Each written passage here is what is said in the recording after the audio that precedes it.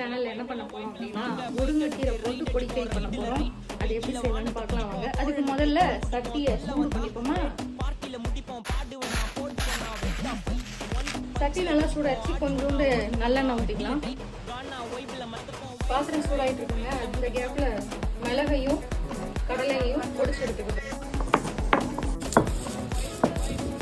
தோலோட பூண்டும் தோலோட இஞ்சியும் நல்லா கழுவிட்டு அப்படியே ஒன்று ரெண்டாக தள்ளி எடுக்கணும்.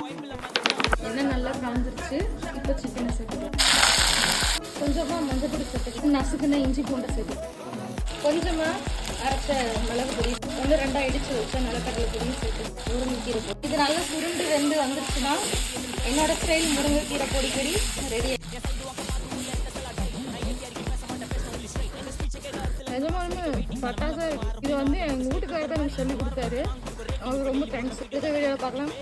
டாடா பாய்.